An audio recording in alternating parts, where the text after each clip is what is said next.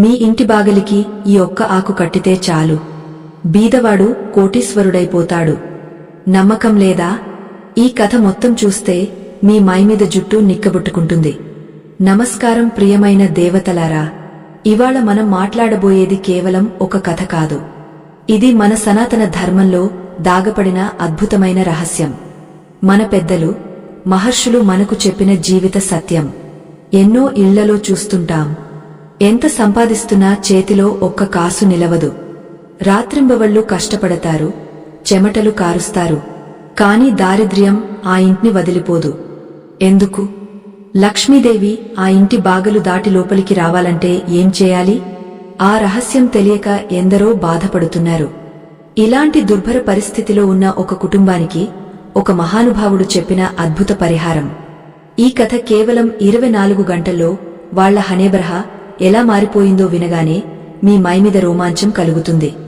ఆ మహిమాన్విత కథ వినే ముందు మన సనాతన ధర్మాన్ని నలుగురికి చేరవేసే ఈ చిన్న ప్రయత్నానికి ఆశీర్వాదం ఇవ్వండి. ఈ వీడియోకి లైక్ చేయండి, మా ఛానల్కి సబ్స్క్రైబ్ చేసుకోండి. ఇక తడబడకుండా ఆ పవిత్ర కథలోకి వెళ్దాం.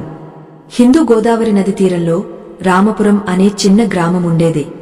ఆ గ్రామంలో రామయ్య అనే సద్గుణ సంపన్నుడు ఉండేవాడు. రామయ్య అంటే ఊరంతా గౌరవం. ఎవరికీ ఎలాంటి ఇబ్బంది ఇవ్వడు. చేతిలో డబ్బు ఉంటే నలుగురికి సాయం చేసేవాడు, లేకపోతే కనీసం నీళ్లైనా ఇచ్చి ఆదరించేవాడు. అలాంటి మంచి మనిషి రామయ్య. అతని భార్య సీతమ్మ కూడా అంతే సాధువైన స్వభావం. వాళ్లకు 2 పిల్లలు. చూడటానికి అందమైన కుటుంబం. ఒకప్పుడు రామయ్య తాతల కాలంలో ఆ ఇల్లు ధాన్యరాశులతో, పశుసంపదతో నిండి తొడుక్కునేది. ఆ ఇంటి ముఖ్యద్వారం చూస్తే సాక్షాత్ శ్రీ మహాలక్ష్మీదేవి నిలిచినట్టు అనిపించేది. కాని కాలం ఎప్పుడూ ఒకేలా ఉండదు కదా. కాలచక్రం తిరిగింది. రామయ్య తండ్రి కాలంలోకి వచ్చేసరికి ఆస్తులన్నీ కరిగిపోయాయి. రామయ్యకి ఇంటి బాధ్యతలు వచ్చేసరికి మిగిలింది ఆ పాత ఇటుకల ఇల్లు, కొన్ని ఎకరాల బంజరు భూమి, తీర్చలేని సాళ్లు మాత్రమే. రామయ్య ఎంత కష్టపడ్డాడు. పంటలు పండించాడు. ఏదో ఒక రూపంలో నష్టం వచ్చేది. వరద వచ్చి పంటలు కొట్టేసేది, లేదా కీటకాల బాధతో నాశనమైపోయేది. కూలి పని చేయాలనుకుంటే అతనికి జబ్బు వచ్చి రోజుల తరబడి పడుకునేవాడు. ఇంట్లో సీతమ్మ కళ్లనీళ్లు పెట్టుకుని ఏడుస్తుండేది. పిల్లలకు కడుపు నిండా తినిపించలేని పరిస్థితి. ఒకరోజు సాయంత్రం సూర్యాస్తమయ సమయం.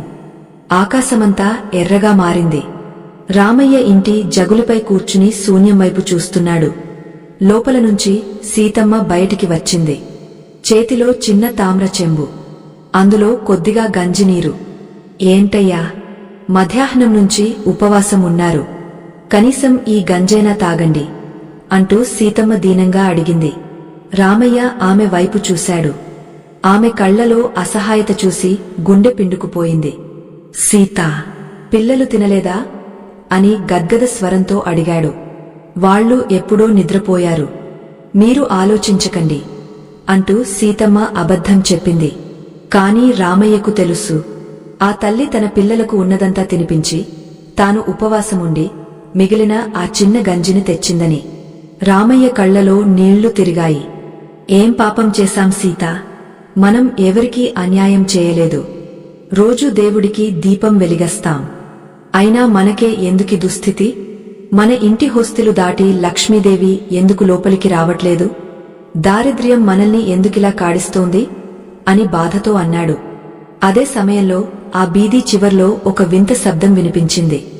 ఎవరో కోల్తో నేలపై శబ్దం చేస్తూ నడుస్తున్నట్టు. నారాయణ, నారాయణ అనే గంభీరమైన గొంతు వినిపించింది. రామయ్య తలెత్తి చూశాడు. కావి వస్త్రాలు ధరించిన ఒక వృద్ధ సాధు ఆ ఇంటి వైపు వస్తున్నాడు. అతని ముఖంలో ఏదో తెలియని తేజస్సు. కళ్ళు బెంకీ కిడిగుల్లా వెలిగపోతున్నాయి. ఉద్దండ గడ్డం, చేతిలో కమండలం, భుజంపై జోల్నా. అతన్ని చూడగానే రామయ్యకు పరమశివుడే వేషం మార్చుకుని వచ్చాడేమో అనిపించింది. భక్తి భావం కలిగింది. ఆ సాధు ఇంటి బాగల ముందు నిలిచాడు. అతని కళ్ళు రామయ్య మీద కాకుండా ఆ ఇంటి హొస్తులు, బాగిల మీద నిలిచాయి. ముఖంలో ఏదో మార్పు కనిపించింది. హుబ్బులు గంటుక్కున్నాయి. రామయ్య తక్షణం జగులి మీద నుంచి దిగే ఆ సాధు పాదాలకు నమస్కరించాడు. స్వామీ, మా ఇంటికి అతిథిగా వచ్చారు. బీదవాణ్ణి ఆదరించే శక్తి లేదు కాని ఆదరించే మనస్సు ఉంది. దయచేసి రండి అంటూ 2 చేతులు జోడించి స్వాగతించాడు. ఆ సాధు రామయ్యని సూక్ష్మంగా గమనించాడు. మగనా, ఆకలి వేసింది. ఈ ఇంట్లో ఒక్క పిడికెడు అన్నం దొరుకుతుందా అని అడిగాడు. ఆ గొంతులో ఏదో గాంభీర్యముంది. రామయ్య నిస్సహాయంగా సీతమ్మ వైపు చూశాడు. ఇంట్లో ఒక్క అక్కి గింజ కూడా లేదని తెలుసు. కాని వచ్చిన అతిథిని, అది మహాత్ముడైన ఖాళీ కడుపుతో పంపడం గృహస్థ ధర్మం కాదు. రామయ్య మనసులో ఆలోచనలు జరుగుతుండగా సీతమ్మ ముందుకు వచ్చింది. స్వామీ, ఇంట్లో అడుగు వేసిన అన్నం లేదు. కాని అవలక్కి ఉంది. కొద్దిగా బెల్లం కలిపి ప్రసాదంగా ఇస్తాను. స్వీకరించండి తండ్రి అంది. నిజానికి ఆ అవలక్కి ఆమె మర్నాడు పిల్లల కోసం పెట్టుకున్నదే. కాని వచ్చినవాడు సామాన్యుడు కాదని ఆమె అంతరాత్మ చెప్పింది. ఆ సాధు నవ్వాడు. అమ్మా, ఆకలితో ఉన్నవాడికి అమృతం కంటే ఆదరంగా ఇచ్చే ఒక పిడికెడు అవలక్కి గొప్పది. తెచ్చి ఇవ్వమ్మా అన్నాడు. రామయ్య ఆ సాధుని అంగళ్ళో కూర్చోబెట్టాడు. సీతమ్మ లోపలికి వెళ్లి మిగిలిన అవలక్కిని నానబెట్టి బెల్లం ముక్కతో కలిపి ఒక ఆకు తట్టెలో తెచ్చి ఆ సాధు ముందు పెట్టింది. ఆ సాధు కళ్ళు మూసుకుని ఏదో మంత్రం జపించి అవలక్కి తిన్నాడు. అతను తినేదాకా రామయ్య, సీతమ్మ ఇద్దరూ నిలబడి చూస్తున్నారు. ఊట ముగసిన తర్వాత ఆ సాధు తామ్ర చెంబులోని నీరు తాగా తృప్తిగా నిట్టూర్చాడు. రామయ్య, నీ ఇంట్లో బీదతనముంది కాని నీ మనసులో లేదు. ఇవాళ ఎన్నో ధనవంతుల ఇళ్లకు వెళ్లాను. కాని ఎక్కడా దొరకని తృప్తి ఈ బీద బ్రాహ్మణుడి ఇంట్లో దొరికింది అంటూ రామయ్యని ఆశీర్వదించాడు. రామయ్య కళ్లలో నీళ్లు తిరిగాయి. స్వామీ, మీ హొట్టెకి తృప్తి దొరికింది కాని మా బతుకుకి దొరకట్లేదు.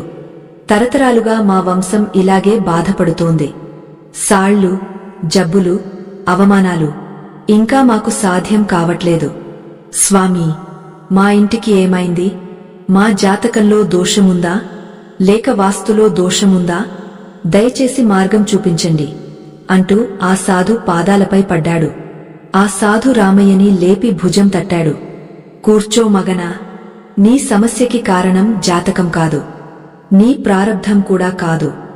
నీ సమస్య ఎక్కడుందో తెలుసా అంటూ తన కోల్తో ఆ ఇంటి ముఖ్యద్వారం హొస్తిలు చూపించాడు. అదిగో ఆ హొస్తిలు చూడు అన్నాడు. రామయ్య, సీతమ్మ ఆశ్చర్యంగా తమ ఇంటి హొస్తిలు వైపు చూశారు. పాత మట్టి బాగలు, బన్నం మసిగిన హొస్తిలు, గెద్దలు పట్టిన ద్వారబంధం, అంతే, వేరే ఏమీ కనిపించలేదు. స్వామీ, ఆ గ్రామానికి ఏమైంది? పాతదైపోయింది అంతే కదా అని రామయ్య అమాయకంగా అడిగాడు. ఆ సాధు గంభీరంగా నవ్వాడు. హుచ్చా, పాతదైపోయిందని నువ్వు అనుకుంటున్నావా? నేను చెప్తున్నాను, అది ప్రాణం కోల్పోయింది అన్నాడు. గృహానికి హొస్తిలు అంటే ఏమిటో తెలుసా? అది కేవలం లోపలికి, బయటికి వెళ్లే దారి మాత్రమే కాదు. అది ఆ ఇంటి ముఖం. మనిషికి నోరు ఎంత ముఖ్యమో ఇంటికి సింహద్వారం అంతే ముఖ్యం. నోటి ద్వారా ఉత్తమ ఆహారం తీసుకుంటే శరీరం ఆరోగ్యంగా ఉంటుంది. అలాగే ఇంటి హొస్తిలు ద్వారా సానుకూల శక్తి లోపలికి వస్తేనే ఆ ఇల్లు సిరిసంపదలతో నిండిపోతుంది అని వివరించాడు. రామయ్య, నీ ఇంటి హొస్తిలు దారిద్ర్య తాండవం ఆడుతోంది. సాళ్లు, కష్టాలు బయటి నుంచి రావట్లేదు, మీ ఇంటి హొస్తిలు నుంచే పుట్టుకొస్తున్నాయి. గమనించు, ఈ ఇంటి హొస్తిలికి నువ్వెప్పుడైనా అరిసినం రాసావా? కుంకుమ పెట్టావా? హొస్తిలికి జీవం పోసే ప్రయత్నం చేశావా అని అడిగాడు. రామయ్య తల వంచాడు. జీవిత ఘర్షణలో పడి ఇల్లు, దేవుడు, సంప్రదాయాలను నిర్లక్ష్యం చేశారు. పండుగలకు, ప్రత్యేక రోజులకు తప్ప ప్రతిరోజూ హొస్తిలికి పూజ చేయడం మరచిపోయారు. మగనా, ఈ జగత్తులో కొన్ని చెట్లకు, కొన్ని ఆకులకు, బేర్లకు అద్భుతమైన ఆకర్షణ శక్తి ఉంటుంది.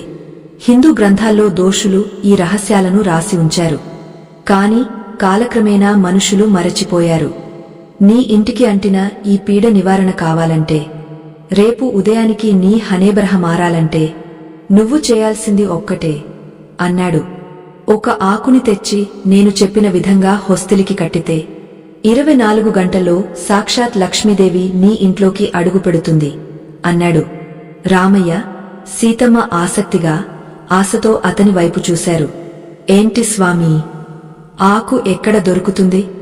మా ప్రాణాలు పోయినా సరే తెస్తాం.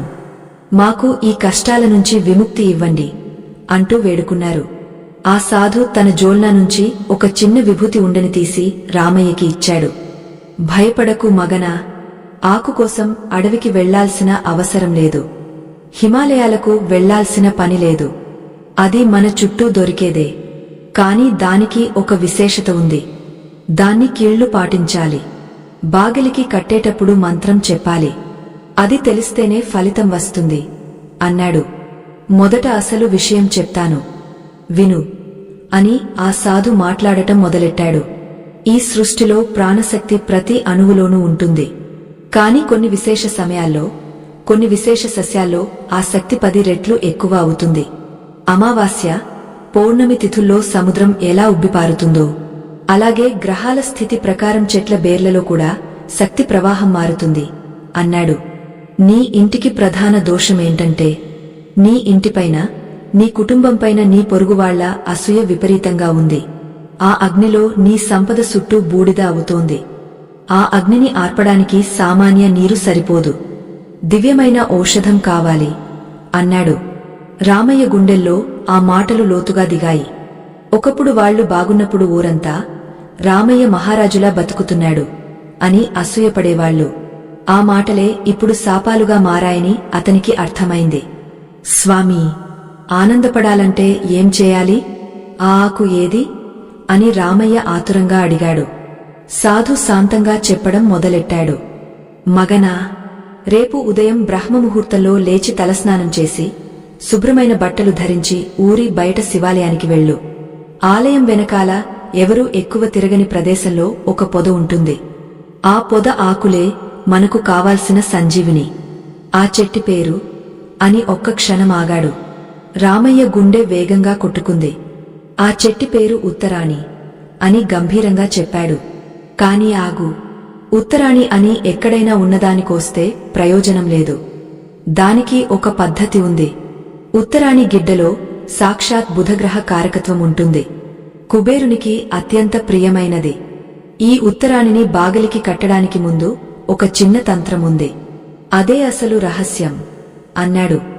రామయ్యకు ఉత్తరాణి గిడ్డ తెలుసు. రోడ్ల పక్కన, పొలాల బద్దల మీద హెచ్చుగా పెరుగుతుంది. దాని బీజాలు బట్టలకు అంటుకుంటాయి. కాని కళ్ళకి ఇంత శక్తి ఉంటుందని ఆశ్చర్యపడ్డాడు. స్వామీ, ఉత్తరాణి గిడ్డ మా హిత్తల్లోనూ ఉంది కదా అని అడిగాడు. ఉండొచ్చు మగనా, కాని నేను చెప్పేది విను. ఇంటి ఆవరణలో ఉన్న గిడ్డని ఉపయోగించకూడదు. దేవాలయం ఆవరణలో లేదా అడవిలో సహజంగా పెరిగిన గిడ్డనే తెచ్చుకోవాలి. అంతేకాదు, ఆ గిడ్డని బేరు సమేతం కోయాలి. ఆ పేరులోనే లక్ష్మీదేవి ఉంటుంది. ఉత్తరాణి బేరులో అద్భుతమైన వశీకరణ శక్తి ఉంటుంది. అది డబ్బు, జనం, మనశ్శాంతిని ఆకర్షిస్తుంది. కాని ఆ బేరుని ఎలాగో అలా తెచ్చుకోకూడదు. దానికి ముందు రాత్రి ఆ గిడ్డ దగ్గరకు వెళ్లి నియంత్రణ చెప్పాలి అన్నాడు. నియంత్రణ అంటే ఏంటి స్వామీ అని సీతమ్మ ఆసక్తిగా అడిగింది. ఆహ్వానం అమ్మా. ఎవరి ఇంటికైనా బండిరండి అని పిలిస్తే వస్తారు కదా, అలాగే వనమూలికలను గౌరవంగా ఆహ్వానించాలి. ఓ వృక్షరాజా, నా కష్టాలను తొలగించడానికి, నా ఇంటిని రక్షించడానికి నువ్వు నాతో రావాలి అని మనస్ఫూర్తిగా వేడుకోవాలి. అప్పుడే ఆ చెట్టులో ఉన్న దైవశక్తి మనతో వస్తుంది. లేకపోతే కేవలం చెట్టుతుండు, ఆకులు మాత్రమే వస్తాయి అని వివరించాడు. ఆ రాత్రి ఆ సాధు రామయ్య ఇంటి అంగళ్ళోనే పడుకున్నాడు.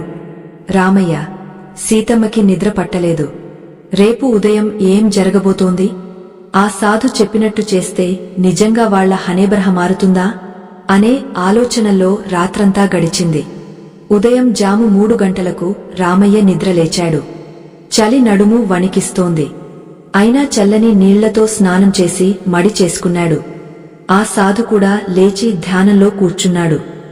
సమయం సమీపించింది. వెళ్దాంరా అన్నాడు. ఇద్దరు కలిసి చీకట్లో చిన్న లాంతరు వెలుగుతో ఊరి బయట శివాలయం వైపు నడిచారు. గాలి నిశ్శబ్దంగా వీస్తోంది. దారి పొడవునా కీటకాల శబ్దాలు తప్ప మరేమీ వినిపించలేదు. రామయ్య మనసులో భయం, భక్తి రెండూ పోటీపడుతున్నాయి. ఆలయం వెనకాలకు వచ్చారు. అక్కడ దట్టమైన పొదల మధ్య బాగా పెరిగిన ఒక ఉత్తరాణి గిడ్డ కనిపించింది. లాంతరు వెలుగులో ఆ గిడ్డ ఆకులు వింతగా మెరిసిపోతున్నట్టు అనిపించింది. ఇదే రామయ్య, ఇదే నీ హనేబరహ మార్చే కల్పవృక్షం. ఇప్పుడు నేను చెప్పినట్టు చేయి అన్నాడు సాధు. అతను రామయ్య చేతిలో కొన్ని అక్షతలు, అరిసిన కుంకుమ, ఒక తామ్ర నాణెం పెట్టాడు. మొదట ఆ గిడ్డకి 3 ప్రదక్షిణలు చేయి. తర్వాత ఈ అరిసిన కుంకుమని బుడ్డ దగ్గర పెట్టి నీ మనసులోని ఆశను గట్టిగా చెప్పు. నీ కష్టాలన్నీ ఆ తల్లికి వినిపించు. అది అయ్యాక ఊపిరి బిగబట్టి ఒకే దెబ్బకి ఆ గిడ్డని బేరు సమేతం లాగేయాలి. గుర్తుంచుకో, గిడ్డ తుండైపోకూడదు, బేరు పూర్తిగా బయటికి రావాలి అని హెచ్చరించాడు. నడుస్తున్న చేతులతో ఆ గిడ్డకి నమస్కరించాడు. తల్లీ, నా కుటుంబం బీదిలో పడిపోయింది. మాకు నువ్వే గతి. మా ఇంటికి వచ్చి కరుణ చూపించు అని మనసులో ప్రార్థించాడు. ప్రదక్షిణలు చేశాడు, పూజ చేశాడు. తర్వాత ఊపిరి బిగబట్టి 2 చేతులతో ఆ గిడ్డ కాండం పట్టుకుని అన్ని శక్తులను ఒక్కచోట చేర్చి భూమిని పైకి లాగాడు. ఒక్క టప్ శబ్దంతో ఆ ఉత్తరాణి గిడ్డ బేరు సమేతం రామయ్య చేతికి వచ్చింది. ఆశ్చర్యం! ఆ గిడ్డని పట్టుకున్న వెంటనే రామయ్య శరీరంలో విద్యుత్ ప్రవహించినట్టు అనిపించింది. ఏదో తెలియని ధైర్యం వచ్చింది. సభాష్ రామయ్య, అర్ధ గెలుపు సాధించావు. ఇప్పుడు నిజమైన భట్టం. దీన్ని ఇంటికి తెచ్చుకుని శుద్ధి ఎలా చేయాలి, ఆకులతో ఏం చేయాలో చెప్తాను రా అన్నాడు సాధు. ఇంటికి వచ్చేసరికి సూర్యోదయం అవుతోంది. సీతమ్మ ఇంటి ముందు సగని సారిసి రంగవల్లి వేసి సిద్ధంగా ఉంది. సాధు ఉత్తరాణి గిడ్డని ఒక పీకెం మీద పెట్టాడు. సీతమ్మ, ఇప్పుడు నువ్వు చేయాల్సిన పని ఇది. ఆ గిడ్డ నుంచి ఆకులను వేరుచేయి. ఆ బేరుని మాత్రం అరిసిన నీళ్లతో శుభ్రంగా కడిగే గంధం రాసి కుంకుమ పెట్టు. అలాగే ఆకులను కూడా కెంపు బట్టలో కట్టాలి అన్నాడు. కాని దానికి ముందు సాధు ఒక రహస్యం చెప్పబోతున్నాడు. దానిలో 2 వస్తువులు ఉండాలి. అవి సాక్షాత్ లక్ష్మీదేవి, కుబేరునికి ప్రియమైనవి. అవి లేకపోతే ఈ పరిహారం పూర్తి కాదు అన్నాడు. రామయ్య, సీతమ్మ కుతూహలంగా చూశారు. సాధు తన జోల్నాలోంచి ఒక చిన్న పొట్టనం తీశాడు. అందులో 3 స్ఫటికరాళ్లు, కొద్దిగా పచ్చకర్పూరం తీశాడు. ఆ పచ్చకర్పూరం వాసన గాలిలో కలిసిన వెంటనే అక్కడి వాతావరణం మారిపోయింది. రామయ్యకి ఏదో దేవాలయంలో ఉన్నట్టు అనిపించింది. శ్రద్ధగా విను. ఈ స్ఫటికం శుక్రగ్రహానికి ప్రతీక. శుక్రుడంటే భోగ భాగ్యాలకు కారకుడు. ఈ పచ్చకర్పూరం డబ్బుని ఆకర్షించే కాంతిలా ఉంటుంది. ఈ ఉత్తరాని బేరు అద్భుత శక్తి, ఈ పచ్చకర్పూరం సుగంధం, ఈ స్ఫటికం సానుకూల శక్తి. ఈ 3 ఒక్కచోట కలిస్తే దారిద్ర్యం నిలవదు. చీకటి గదిలో దీపం వెలిగేస్తే చీకటి ఎలా పారిపోతుందో, ఈ మూట కట్టిన వెంటనే మీ ఇంట్లోని పీడలు అలాగే పారిపోతాయి అని వివరించాడు. సీతమ్మ భక్తితో ఒక కొత్త కెంపు బట్ట తెచ్చింది. అది చిన్న కరవస్త్రం పరిమాణంలో ఉంది. దాన్ని పీకె మీద విప్పి మధ్యలో ఉత్తరాణి బేరుని పెట్టింది. ఆ బేరు చూస్తుంటే నిజంగా శిల్పి చెక్కిన గణపతి విగ్రహంలా కనిపించింది. రామయ్యకి ప్రకృతిలో ఎంతో మర్మం దాగ ఉందని ఆశ్చర్యం కలిగింది. ఆ బేరు పక్కన సాధు ఇచ్చిన 3 స్ఫటికరాళ్లు, పచ్చకర్పూరం పెట్టింది. అలాగే రామయ్య తెచ్చిన ఉత్తరాణి ఆకులను కూడా అందులో వేసింది. ఇప్పుడు ఆ మూటని 3 గంటలు కట్టు తాయి. మొదటి గంటు కట్టేటప్పుడు ఓం శ్రీం అనుకో. రెండో గంటు కట్టేటప్పుడు ఓం హ్రీం అనుకో. 3వ గంటు కట్టేటప్పుడు ఓం క్లీం అనుకో. ఈ బీజాక్షరాల్లోనే సృష్టి రహస్యం దాగ ఉంది అని ఆదేశించాడు. సీతమ్మ నడుస్తున్న చేతులతో కళ్లలో నీళ్లు తిరిగే ఆ మూటని కట్టింది. ఆమె కళ్లనీళ్ల బొట్టు ఆ కెంపు మూట మీద పడింది. అది చూసి సాధు, శుభం, అమ్మ కళ్లనీళ్లు ఆనంద బాష్పంగా మారే సమయం సమీపించింది అన్నాడు. తర్వాత రామయ్య ఆ మూటని తీసుకుని ఇంటి ముఖ్యద్వారం దగ్గరకు వెళ్లాడు. సాధు కూడా వెనక్కి వచ్చాడు. రామయ్య, ఈ మూటని బాగలి బయట కట్టకూడదు. బాగిలి లోపల మధ్యలో నేలు హాక్ చేయాలి. ఎందుకంటే బయటి నుంచి వచ్చే గాలి ఈ మూటని తాకి లోపలికి రావాలి. ఆ గాలి ఈ హసిరు కర్పూరం వాసనను, ఉత్తరాని శక్తిని మోసుకుని మీ ఇంటి మూల మూలలకు వ్యాపించాలి. అప్పుడే మీ ఇల్లు మొత్తం శుద్ధి అవుతుంది అన్నాడు. రామయ్య ఒక చిన్న మణి పెట్టుకుని బాగిలిపైన ఆ కెంపు మూటని భక్తితో కట్టాడు. కట్టిన వెంటనే నమ్మినా నమ్మకపోయినా ఆ ఇంట్లో ఒక వింత జరిగింది. అప్పటిదాకా ఆ ఇంట్లో ఉన్న భారం, ఉసిరాడకుండా ఉండే వాతావరణం మాయమైంది. ఏదో చల్లని గాలి వీచినట్టు మనసుకి ఆహ్లాదకరంగా అనిపించింది. కిటికీల గుండా సూర్యకిరణాలు లోపలికి పడుతుండగా ఆ కిరణాల్లో దుమ్ము కణాల బదులు బంగారు కణాలు మెరిసినట్టు సీతమ్మకి అనిపించింది. సాధు నవ్వాడు. కార్యం పూర్తయింది. ఇక ఫలితం కోసం ఎదురుచూడాలి. 24 గంటల సమయముంది. ఈ మధ్యలో ఎన్నో అద్భుతాలు జరగొచ్చు, లేదా పరీక్షలు కూడా ఎదురవచ్చు. ధైర్యం కోల్పోకు. నేను కొద్దిగా విశ్రాంతి తీసుకుంటాను అని జగులిపై పడుకున్నాడు. సీతమ్మ ఒకరి ముఖం ఒకరు చూసుకున్నారు. వాళ్ల మనసులో కొత్త ఆశ చిగురింది. సీతమ్మ అడుగు మనిషి వెళ్లి మిగిలిన నుచ్చితో గంజి చేయడం మొదలెట్టింది. రామయ్య హిత్తల్లోకి వెళ్లి హాళ్లు బాగుచేయడం మొదలెట్టాడు. సమయం ఉదయం 10 గంటలు దాటింది. ఎండ తీవ్రంగా ఉంది. హఠాత్తుగా బీదిలో గట్టిగా కేకలు వినిపించాయి. ఓ రామయ్య, ఇంట్లో దాక్కున్నావా? బయటికి రా అనే కఠిన గొంతు వినిపించింది. రామయ్య చేతిలోని సలిక జారిపడింది. గుండె గట్టిగా కొట్టుకుంది. అది ఊరి బడ్డీ వ్యాపారి భీమవరపు బుల్లబ్బాయి గొంతు. అతనంటే ఊరంతా భయపడేది. సాళ్లు వసూలు చేయడానికి వస్తే మనిషిని బతకనివ్వడు.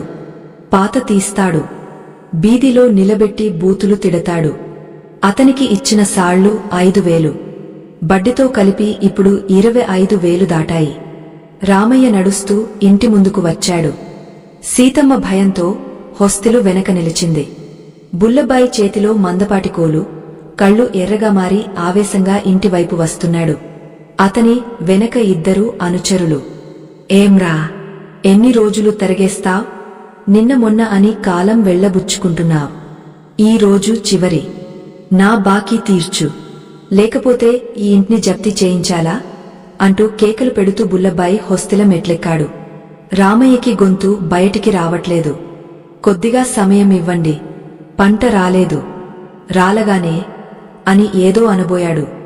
నీ నీరస కథలు ఆపు. పంట లేదు, ఏమీ లేదు. నీకు ఏ ఆసరా లేదు. ఇక లాభం లేదు. సామాన్లన్నీ బయటికి విసిరేయండి అంటూ తన జనాలకు ఆదేశించబోయాడు. అతను బాగల మధ్యలో ఆ మూట కట్టిన చోట పడ్డాడు. కోపంతో వెళ్లబోతున్నాడు. కాని అదే క్షణంలో ఒక ఆశ్చర్యకరమైన విషయం జరిగింది. బుల్లబ్బాయి తలపై ఆ కెంపు మూట నుంచి పచ్చకర్పూరం వాసన నెమ్మదిగా అతని ముక్కుకి చేరింది. అతని మాటలు తడబడ్డాయి. అగ్ని పర్వతంలా ఉన్న అతని ముఖంలోని కోపం ఒక్కసారిగా చల్లబడింది. అతని కళ్ళు ఆ బాగల వైపు, లోపలి దేవుడి చిత్రాల వైపు వెళ్లాయి. చేతిలోని కోలుని కింద పెట్టాడు. ఏదో మాదక ద్రవ్యం చల్లినట్టు అతని ఆవేశం నీళ్లలా కరిగిపోయింది. రామయ్య భయంతో నడుస్తూ చూస్తున్నాడు. బుల్లబ్బాయి ఏం చేస్తాడు అని. బుల్లబ్బాయి ఊపిరి బిగబట్టాడు. ఒక్క నిమిషం మౌనంగా నిలిచాడు. అతని మనసులో ఏదో ఆలోచనలు పరుగులెత్తుతున్నాయి. రామయ్యని చూస్తే కనికరం కలిగింది. ఇన్నాళ్లు బూతులు తిట్టిన బూతులు గుర్తొచ్చాయి. పాపం, ఒళ్ళు మంచివాడే కదా, నేను ఎందుకిలా రాక్షసుడిలా ప్రవర్తిస్తున్నాను అనే భావన అతనికి ఆశ్చర్యం కలిగించింది. రామయ్య అని బుల్లబ్బాయి పిలిచాడు. ఆ గొంతులో ముందటి కోపం లేదు, పూర్తిగా మారిపోయింది. రామయ్య బెదిరిపోయాడు. చిత్తం బాబూ అన్నాడు. నీ పరిస్థితి నాకు అర్థమవుతోంది. ఊరంతా ఎండకాలంతో బాధపడుతుంటే నువ్వు ఏం చేస్తావ్? పర్వాలేదు, ఇంకా 2 నెలలు గడువు ఇస్తాను. ఈ మధ్యలో ఏదైనా చూసుకో. చాలా కష్టమైతే చెప్పు, ఆవిడిలో కొద్దిగా తగ్గస్తాను అన్నాడు. రామయ్య తన చెవుల్నే నమ్మలేకపోయాడు. ఇది కలా? నిజమా? రాక్షసుడిలాంటి బుల్లబ్బాయి నోట్లోంచి ఇలాంటి మాటలు వచ్చాయా? ఆశ్చర్యంతో మాట బయటికి రాలేదు. సీతమ్మకి అర్థమైంది, ఇది ఆ మూట మహిమే. ఇన్నాళ్లు ఇంట్లో ఉన్న రోషం, వాస్తు దోషం పోయి ఎదురువాళ్ల మనసుల్ని మార్చే శక్తి ఆ బాగలికి వచ్చింది. బుల్లబ్బాయి తిరిగ వెళ్లబోతుండగా అంగళ్ళో పడుకున్న సాధుని చూశాడు. ఆ సాధు నిద్రపోతున్నట్టు నటిస్తున్నాడు. కాని పెదవుల మీద చిన్న నవ్వు ఉంది. బుల్లబ్బాయి ఆ సాధుని చూడగానే 2 చేతులు జోడించి నమస్కరించాడు.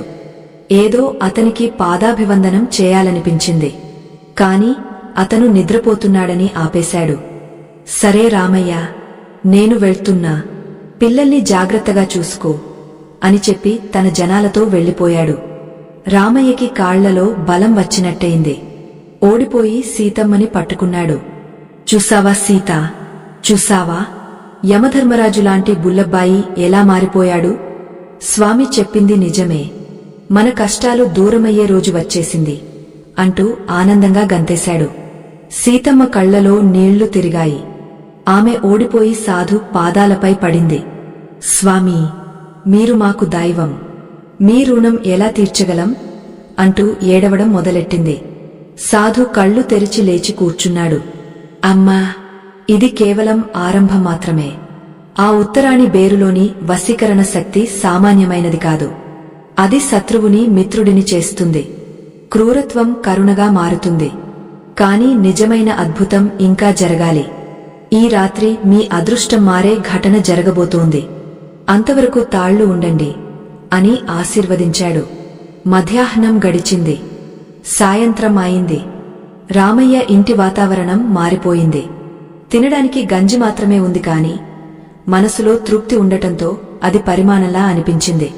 పిల్లలు పాకశాల నుంచి వచ్చారు. తల్లిదండ్రుల ముఖాల్లో సంతోషం చూసి వాళ్లకు ఆశ్చర్యం కలిగింది. సూర్యుడు అస్తమించాడు. చీకటి పడింది.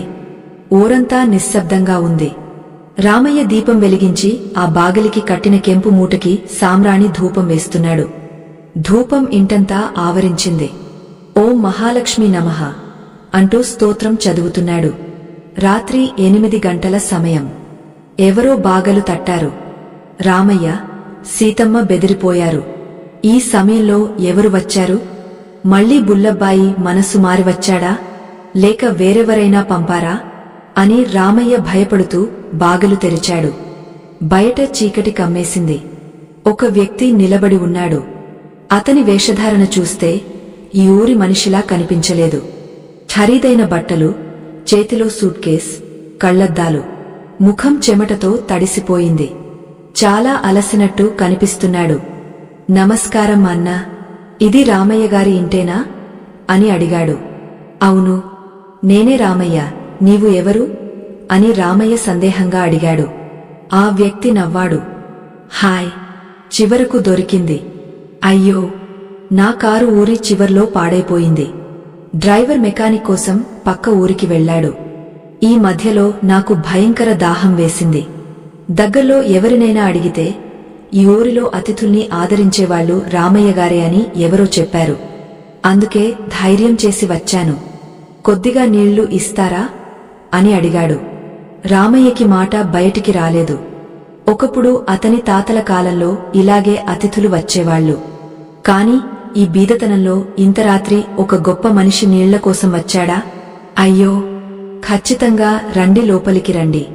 మా బీద గుడిసెలో మీకు ఏ మర్యాద చేయగలమో తెలియదు, కాని దాహం తీర్చగలం. దయచేసి రండి అంటూ ఆదరంగా ఆహ్వానించాడు. ఆ వ్యక్తి లోపలికి అడుగుపెట్టాడు. హొస్తిలు దాటుతుండగా పైన ఉన్న ఉత్తరాణి మూటని చూశాడు. ఏదో అతనికి హొస్తిలు దాటిన వెంటనే సానుకూల కంపనం, ఆహ్లాదకర స్పందన కలిగింది. అతని ముఖం అరళింది. సీతమ్మ తక్షణం ఒక చెంబులో చల్లని నీళ్లు, కొద్దిగా బెల్లం ముక్క తెచ్చి ఇచ్చింది. ఆ వ్యక్తి ఆ నీళ్లు తాగా ప్రాణం వచ్చినట్టు అనిపించింది. అమృతంలా అనిపించాయి. చాలా సంతోషం, రండి అన్నాడు. ఆ వ్యక్తి ఇంట్లో అంతా తిరిగి చూశాడు. పాత గోడలు బీదతనాన్ని చూపిస్తున్నాయి. ఇదంతా కలలా ఉంది అని అనుకున్నాడు. అతని దృష్టి రామయ్య మీద పడింది. రామయ్య ముఖంలో తెలియని నిజాయితీ, మంచితనం కనిపించింది. రామయ్య గారు, నా పేరు విశ్వనాథ్. నేను పట్టణంలో పెద్ద కాంట్రాక్టర్ని. ఒక పనిమీద రాజమండ్రి వెళ్తుండగా దారి తప్పి ఇక్కడికి వచ్చాను అన్నాడు. మీ ఆతిథ్యం నాకు ఇష్టమైంది, కాని మిమ్మల్ని చూస్తే ఏదో కష్టంలో ఉన్నట్టు కనిపిస్తోంది అన్నాడు. రామయ్య చిన్నగా నవ్వాడు. ఆ నవ్వులో విషాదముంది. కష్టాలు మనుషులకే వస్తాయి మరి చెట్లకు రావా? పర్వాలేదు బిడ్డా, అన్నీ ఆ దేవుడి దయ అన్నాడు. తన కష్టం గురించి చెప్పలేదు. విశ్వనాథ్కి రామయ్య ప్రవర్తన బాగా నచ్చింది. అడగకుండానే సాయం చేయాలనే బుద్ధి కలిగింది. తన సూట్కేస్ తెరిచాడు. అందులో కట్టలు కట్టలుగా డబ్బు ఉంది. అది చూసి రామయ్యకి తల తిరిగింది. రామయ్య గారు, నేను దేవుడిని నమ్ముతాను, అలాగే శకునాలను కూడా నమ్ముతాను. నేను ఒక పెద్ద ప్రాజెక్ట్ పనిమీద వెళ్తున్నాను. చాలా టెన్షన్లో ఉన్నాను. కాని మీ ఇంటికి వచ్చిన వెంటనే నా మనసు తేలికేంది. మీ చేతి నీళ్లు తాగిన తర్వాత నాకు విజయం దొరుకుతుందనే నమ్మకం వచ్చింది. ఇక్కడ స్థానికంగా నమ్మకమైన ఒకరు కావాలి. ఆ ప్రాజెక్ట్ చూసుకోవడానికి, జనాలను పనికి పెట్టడానికి నెలకు 10,000 జీతం ఇస్తాను. లాభంలో పాలు కూడా ఇస్తాను. ఆ పని చేస్తారా అని అడిగాడు. రామయ్యకి గుండె ఆగినట్టయింది. నెలకు 10,000, లాభంలో పాలు, ఇది కలా? నిజమా? ఒకే రోజులో ఆ మూట కట్టిన కొద్ది గంటల్లోనే ఇంత మార్పు? రామయ్య ఆనందంతో మాటలు రాక తడబడుతుండగా మూలలో కూర్చున్న సాధు లేచాడు. మగనా, విశ్వనాథ్, నువ్వు వచ్చిన పని దిగ్విజయం అవుతుంది. రామయ్య చిన్నగా బంగారంలాంటి మనిషి. అతన్ని నమ్ము. అందుకే నీకు వెనక్కి తిరగడం లేదు. కాని రామయ్యకి నువ్వు ఇవ్వాల్సింది ఉద్యోగం కాదు, అతని పూర్వీకుల ఆస్తి. పక్క ఊరిలో సిక్కి హాకైంది. దానికి సంబంధించిన ఒక కాగితం నీ దగ్గర ఉండాలి. అది ఇస్తే చాలు అని వింత మాట అన్నాడు. విశ్వనాథ్ బెదిరిపోయాడు. స్వామీ, నీవు ఎవరు? నా దగ్గర ఆ కాగితముందని మీకు ఎలా తెలిసింది అని ఆశ్చర్యపడ్డాడు. రామయ్య, సీతమ్మకి ఏమీ అర్థం కాలేదు. పక్క ఊరిలో ఆస్తి ఏమిటి, కాగితమేమిటి, ఈ సాధు విశ్వనాథ్కి సంబంధమేమిటి? సాధు గంభీరంగా నవ్వాడు. అన్నీ కాలమే నిర్ణయిస్తుంది. నీ తండ్రి ఒక జమీందార్ దగ్గర దివాంగా పనిచేశాడు కదా. అప్పుడు ఆ జమీందార్ ఒక బీద దానం చేసిన భూమి పత్రాలు గొడవల్లో సిక్కి హాకయ్యాయి. అవి నీ తండ్రి దగ్గరే మిగలాయి. ఇప్పుడు నీ పెట్టెలోని ఆ ఫైళ్ల కింద ఉన్నాయి. ఆ బీద బ్రాహ్మణుడు వేరెవరు కాదు, రామయ్య తాత. ఆ భూమి ఇప్పుడు కోట్లు బెల్లు చేస్తోంది అన్నాడు. విశ్వనాథ్ తొందరగా తన సూట్కేస్లోని ఫైళ్లను వెతికాడు. నిజంగానే కింద ఒక పాత సుక్కుగట్టిన కాగితం కనిపించింది. అందులో రామయ్య తాత పేరు స్పష్టంగా ఉంది. విశ్వనాథ్ ఆశ్చర్యంతో నోరు తెరిచాడు. స్వామీ, ఇది అద్భుతం. ఈ పత్రం గురించి నాకు తెలియదు. నా తండ్రి చనిపోయే ముందు ఏదో పాత సాళ్లు తీర్చాలని ఏడుస్తున్నాడు. అది ఇదే అయి ఉండాలి. దైవ నిర్ణయమంటే ఇదే అనుకుంటా అని చెప్పి ఆ పత్రాలను రామయ్య చేతిలో పెట్టాడు. రామయ్య గారు, ఈ భూమి ఇప్పుడు పట్టణం పెద్ద రోడ్డు పక్కన ఉంది. దాని విలువ కనీసం 2 కోట్లు ఉంటుంది. ఇది మీదే, మీ ఆస్తి, మీకు చెందినది అంటూ విశ్వనాథ్ చేతులు జోడించాడు. రామయ్య చేతిలో ఆ పత్రాలు నడుస్తున్నాయి. సీతమ్మ ఆనందంతో కళ్లనీళ్లు పెట్టింది. 2 కోట్లు, అసలు కోటి అంటే ఎన్ని సున్నాలు అని రామయ్యకి తెలియలేదు. ఇదంతా ఉత్తరాణి మహిమే. ఆ బాగిలికి కట్టిన ఆ పవిత్ర మూట లక్ష్మీదేవిని ఇంట్లోకి తీసుకొచ్చింది. లేద్, ఓడిపోయి తీసుకొచ్చింది. ఆ రాత్రి ఆ ఇంట్లో ఎవరూ నిద్రపోలేదు. విశ్వనాథ్ కూడా అక్కడే ఉండిపోయాడు. ఉదయం కాగానే రామయ్య జీవితం మారిపోయింది. భూమి పత్రాలను పరిశీలించి న్యాయబద్ధంగా రామయ్యకి సొంతం చేసుకునే ఏర్పాట్లు చేశాడు. కొద్ది రోజుల్లో రామయ్య చేతికి అనూహ్య ధనం వచ్చింది. 2 కోట్లు కాదు, ఆ భూమి విలువ పెరిగే సుమారు 5 కోట్ల రూపాయలు. ఆస్తి రామయ్య సొంతమైంది. ఇక ఊరి జనాల ప్రవర్తన చూడాలి. నిన్నటిదాకా రామయ్యని చూస్తే ముఖం తిరగేసేవాళ్లు. ఇప్పుడు రామయ్య ఇంటి ముందు క్యూ కడతారు. రామయ్య, నాకు ముందే తెలుసు నువ్వు ఒకరోజు రాజులా బతుకుతావని అని ఒకరు అంటారు. మా రామయ్య రత్నం లాంటి మనిషి అని మరొకరు పొగుడుతారు. మొన్నటిదాకా సాళ్ల కోసం బెదిరించిన బుల్లబ్బాయి ఇప్పుడు రామయ్యని చూస్తే బాగా నమస్కరిస్తాడు. ఇదంతా చూస్తుంటే రామయ్యకి లోకం రీతి నీతులపై విరక్తి కలిగింది. అదే సమయంలో నవ్వు కూడా వచ్చింది. డబ్బు వచ్చిన వెంటనే రామయ్య మొదట చేసింది తన పాత ఇంటిని దురస్తి చేయించడం. కాని సీతమ్మ ఒక మాట గట్టిగా చెప్పింది. ఏంటయ్యా, ఎంత పెద్ద ఇల్లు కట్టినా మనకు ఒలితొచ్చిన ఆ హొస్తిల్ని మాత్రం కూల్చడం సాధ్యం కాదు. ఆ ఉత్తరాని కట్టిన ఆ ద్వారబంధం అలాగే ఉండాలి అంది. రామయ్య కూడా దానికి ఒప్పుకున్నాడు. ఇంటి వెనకాల కొత్త గదులు కట్టారు. కాని ముందు భాగంలోని పాత ఇటుకల ఇంటి రూపం అలాగే ఉంచారు. పిల్లలకు మంచి బట్టలు, మంచి చదువు. ఇల్లు ధాన్యంతో, జంతువులతో నిండిపోయింది. రామయ్య ఇల్లు చూస్తూ చూస్తూ కళ్ళు మెరిసిపోయాయి. దినాలు గడిచాయి. రామయ్య దానధర్మాలు మొదలెట్టాడు. ఊరిలో దేవాలయం కట్టించి అన్నదానం చేస్తున్నాడు. అన్నీ బాగున్నాయి. కాని మనిషికి డబ్బు మాత్రమే కాదు, దేవుడు కూడా మనుషుల రూపంలో వస్తాడని పెద్దలు చెప్పేవాళ్లు. రామయ్య జీవితంలో కూడా అలాంటి ఒకడు ప్రవేశించాడు. అతనే కొండయ్య. కొండయ్య రామయ్య దూర సంబంధి అల్లుడు. రామయ్య బీదగా ఉన్నప్పుడు మాట్లాడని కొండయ్య ఇప్పుడు రామయ్య కోటీశ్వరుడైపోయాడని తెలిసి, నా ప్రియమైన అల్లుడు అంటూ వచ్చేశాడు. కొండయ్య మాటలు జేము సవరించిన కత్తిలా ఉంటాయి. ఎదురువాళ్లను పొగుడుతూ గుండెలో గుండెలు తోసేవాడు. ఒకరోజు సాయంత్రం రామయ్య, కొండయ్య ఇద్దరూ జగులిపై కూర్చుని మాట్లాడుతున్నారు. రామయ్య ఉత్తమ రేష్మె పంచె, మెడలో బంగారు సరం ధరించి గంభీరంగా కనిపిస్తున్నాడు. ఏంటయ్యా అల్లుడు, నీ జాతకం అంటే నీదే రాత్రోరాత్రి మహారాజు అయిపోయావ్. ఆ దేవుడు నీకు కళ్ళు మూసుకుని ఇచ్చాడు అని కొండయ్య బిస్కెట్ వేశాడు. రామయ్య, అది ఆ సాధువుల దయ మామయ్య అని నిష్కపటంగా అన్నాడు.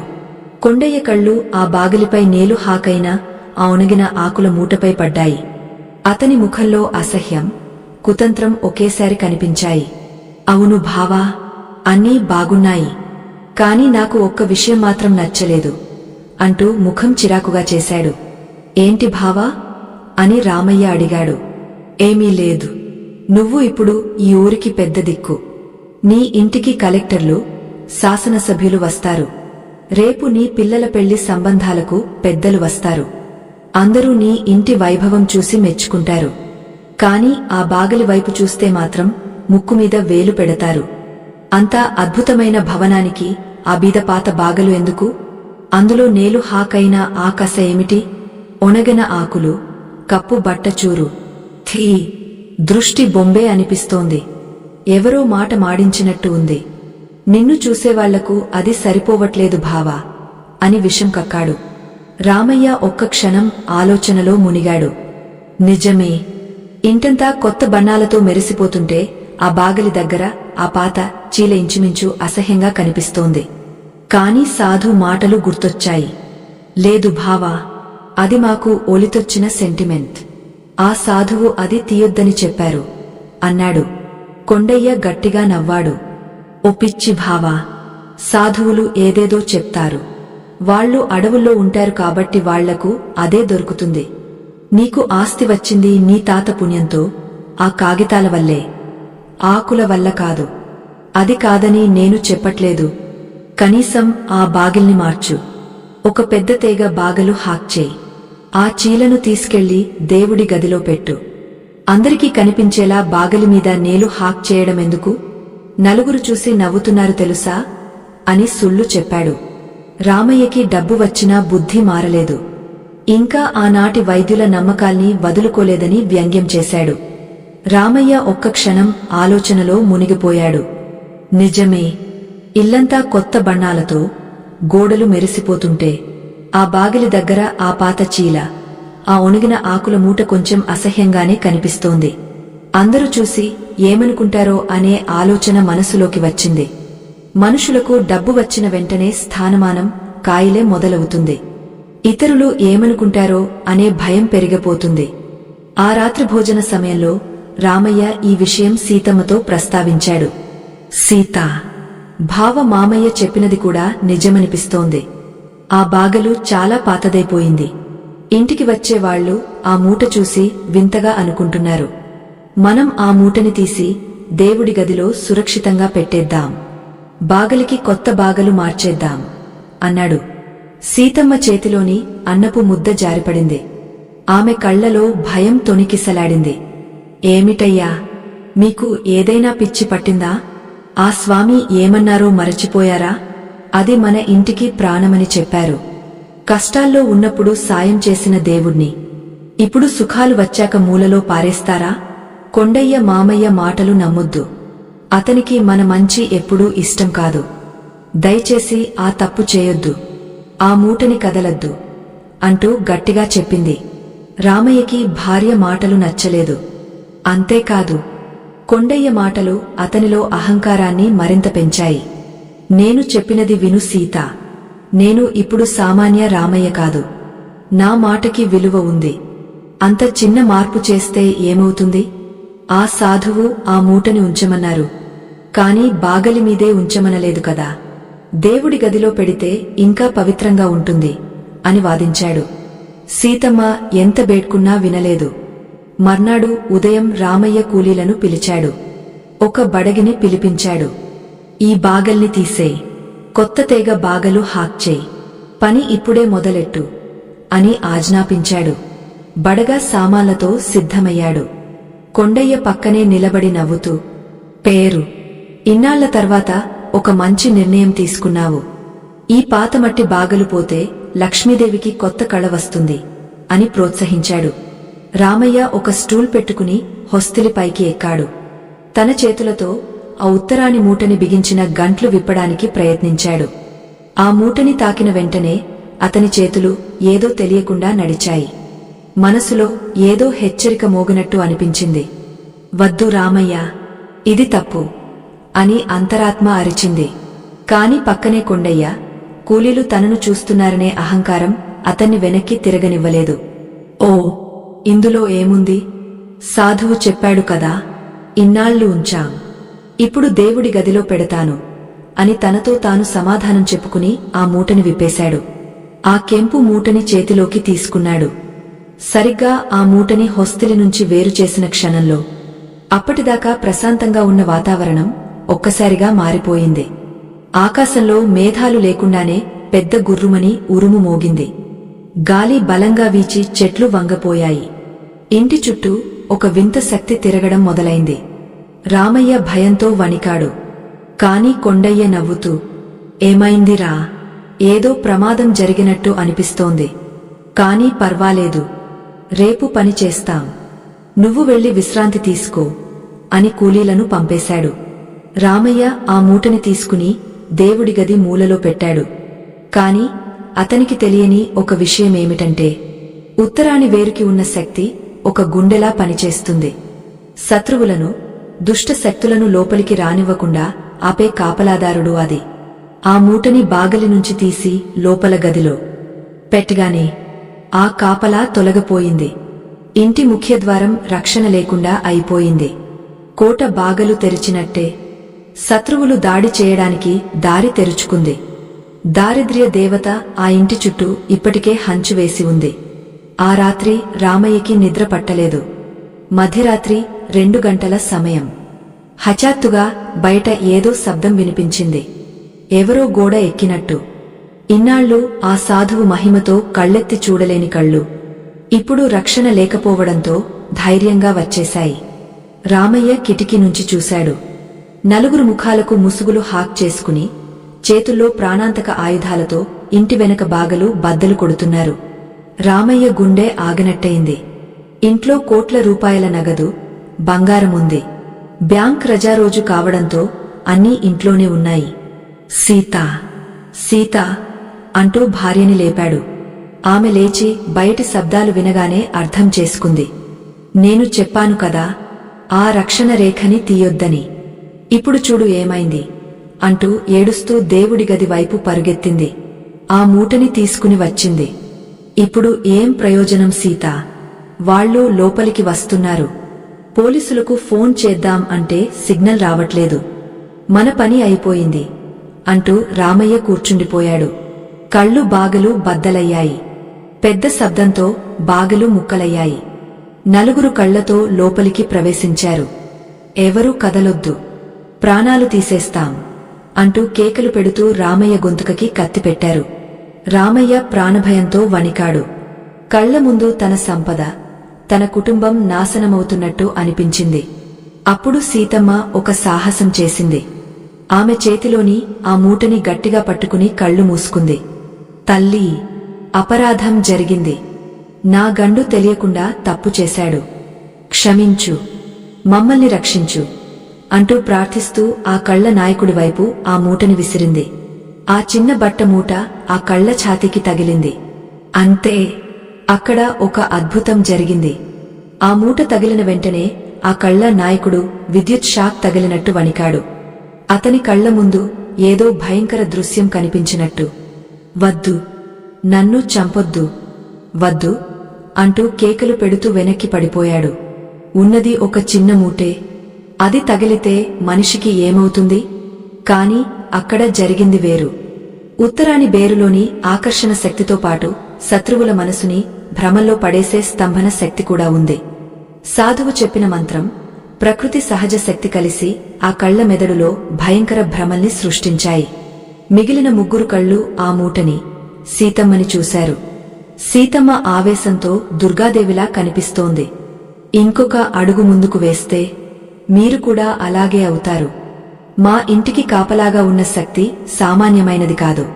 వెళ్ళిపోండి అంటూ గట్టిగా హెచ్చరించింది. ఆ కళ్లకి అక్కడ నిలబడే ధైర్యం లేదు. తమ నాయకుణ్ణి అక్కడే వదిలేసి బాట ముడుచుకుని ఓడిపోయి పారిపోయారు. రామయ్య నిట్టూర్చాడు. తక్షణం పొరుగువాళ్లను, పోలీసులను పిలిచాడు. పోలీసులు వచ్చి ప్రజ్ఞ లేని కళ్లని బంధించారు. విచారణలో ఆశ్చర్యకర సత్యం బయటపడింది. ఆ కళ్ల నాయకుడు చెప్పాడు, ఇదంతా కొండయ్య ప్రేరణే. రామయ్య భావమైదున కొండయ్యే ఈ కుట్ర చేశాడు. రామయ్య ఆ సత్యం తెలిసి కుప్పకులిపోయాడు. ఎవరిని నమ్మి బాగిల్ని మార్చాలనుకున్నాడో, ఎవరి మాటలకు తలొగ్గ దైవశక్తిని పక్కన పెట్టాడో అతనే తన గోరిని తవ్వాడని తెలిసి పశ్చాత్తాపంతో కుంగపోయాడు. పోలీసులు వెళ్లిన తర్వాత రామయ్య సీతమ్మ పాదాలపై పడ్డాడు. నన్ను క్షమించు సీతా. అహంకారంతో కళ్ళు మూసుకుపోయాయి. మన ఇంటిని కాపాడే దేవతని అవమానించాను. నువ్వు లేకపోతే ఈరోజు మా ప్రాణాలు, ఆస్తి అన్ని పోయేవి అంటూ పసిపాపలా ఏడ్చాడు. సీతమ్మ భర్తని లేపి ఆ మూటని అతని చేతిలో పెట్టింది. ఏమిటయ్యా, మనిషైతే తప్పు చేస్తాడు, కాని తెలిసి సరిచేసుకోవడమే ముఖ్యం. రండి, ఆ మూటని మళ్లీ యథాస్థానంలో ఆ బాగలి మీదే కట్టేద్దాం. ఇక మీదట అది తీయొద్దు అంది. రామయ్య భక్తితో కళ్లనీళ్లతో ఆ మూటని మళ్లీ బాగలి మీద కట్టాడు. వెంటనే ఇంటంతా హసిరు కర్పూరం వాసనతో నిండిపోయింది. శాంతి తిరిగి వచ్చింది. కొన్ని రోజుల తర్వాత రామయ్య మళ్లీ సామాన్య మనిషిగా మారాడు. అహంకారం పోయి వినయం వచ్చింది.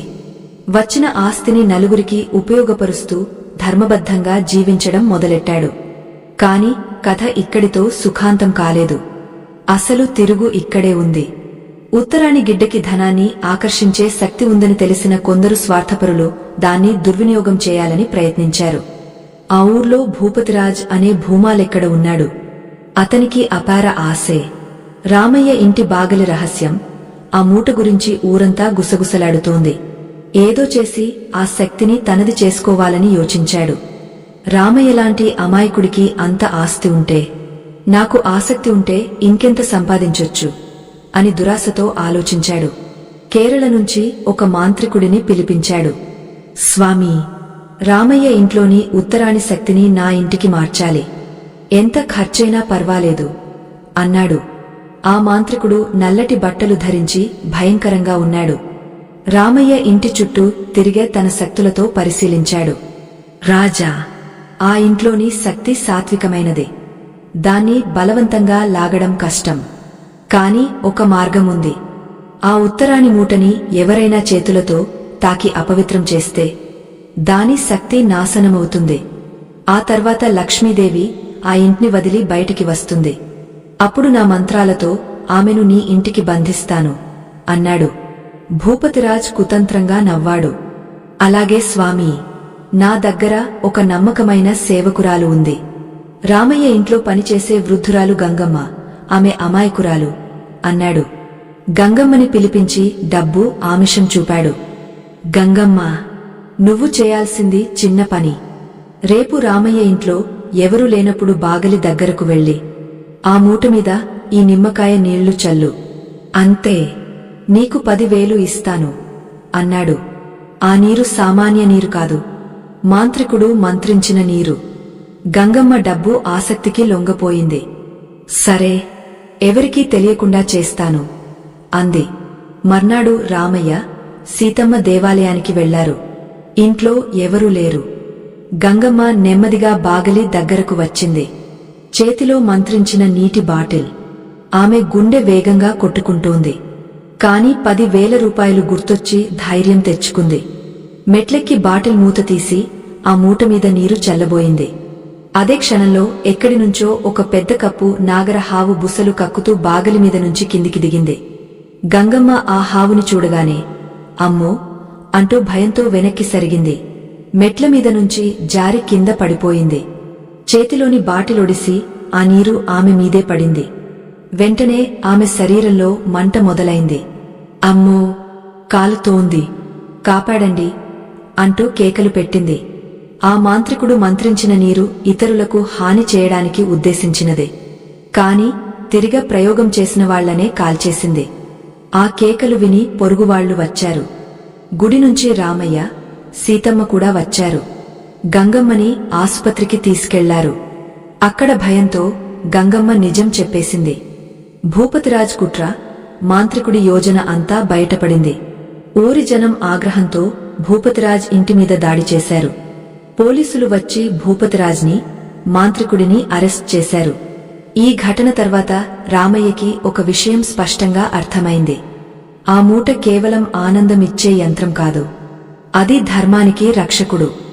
దాన్ని అపవిత్రం చేయాలని ప్రయత్నిస్తే అది అగ్నిలా మారిపోతుంది. కాలం గడిచింది. రామయ్యకి వయస్సు అయింది. పిల్లలు పెద్దవారయ్యారు. వాళ్లకు పెళ్లిళ్లు అయ్యాయి. రామయ్య మనవళ్లు ఇంటి జగులిపై ఆడుకుంటున్నారు. రామయ్య ఇప్పుడు వృద్ధుడు, కాని ముఖంలో ప్రశాంతత ఉంది. ప్రతిరోజూ ఉదయం సాయంత్రం ఆ బాగిలి దగ్గర దీపం వెలిగిస్తాడు. ఆ ఉత్తరానికి నమస్కరిస్తాడు. అది అతని దినచర్యలో భాగమైపోయింది. ఒకరోజు రామయ్య హాస్యం మీద పడుకున్నాడు.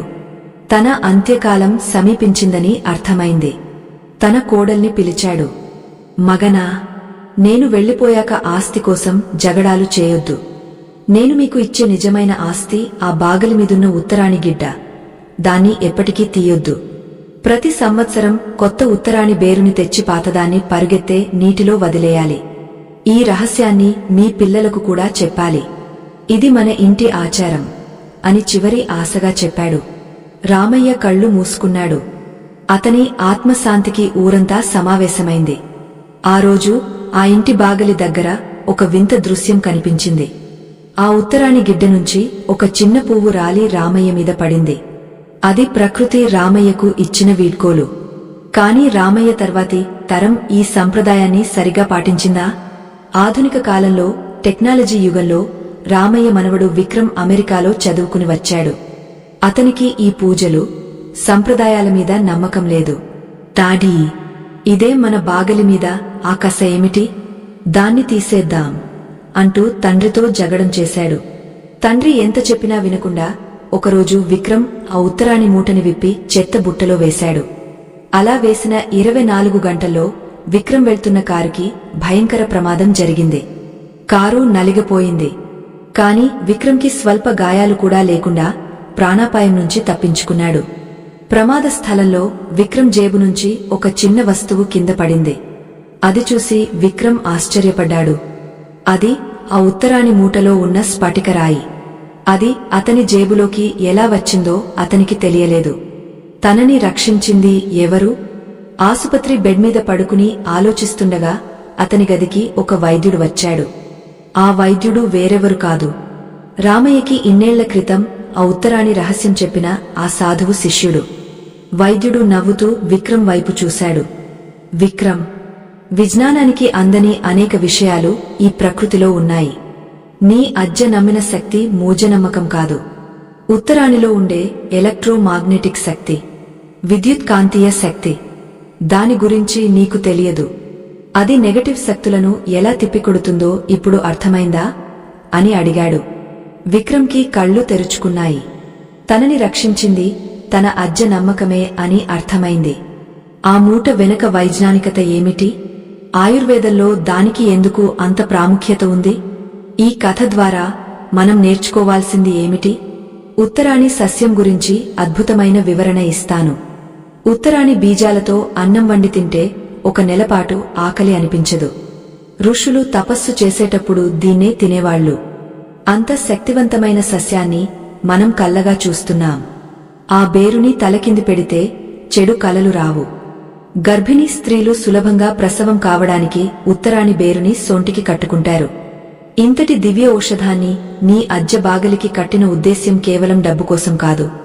నీ ఆరోగ్య రక్షణ కోసం, మనసు శాంతి కోసం, ఇంటికి సానుకూల శక్తి కోసం. విక్రమ్ ఆస్పత్రి నుంచి ఇంటికి వచ్చాక చెత్త బుట్టలో వేసిన ఆ మూటని వెతికి తీశాడు. కళ్లనీళ్లతో శుభ్రం చేసి మళ్లీ బాగలి మీద కట్టాడు. ఆ క్షణంలో అతని మనసులో ఏర్పడిన శాంతిని మాటల్లో చెప్పలేం.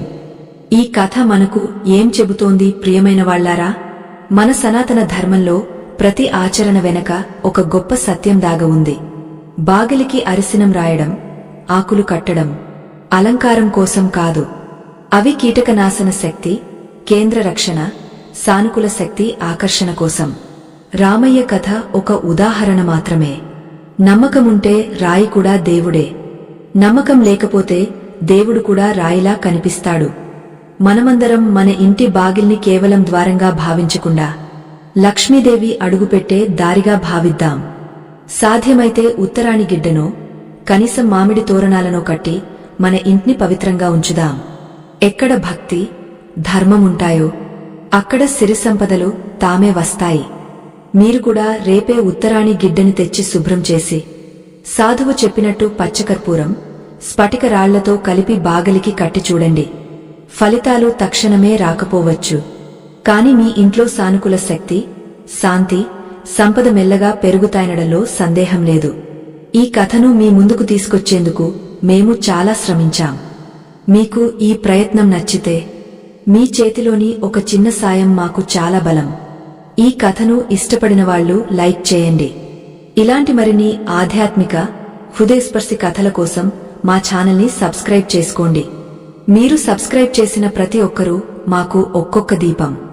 ఆ దీపాలతోనే మేము మరిన్ని అద్భుత కథలను మీ ముందుకు తీసుకొస్తాం. మీ అందరికీ లక్ష్మీదేవి అనుగ్రహం కలుగుగాక. మీ ఇళ్లలో ఎప్పుడు సంతోషం, సంపద, శాంతి నిండి ఉండాలి. నమస్తే. జై శ్రీరామ్. జై మాతా दी।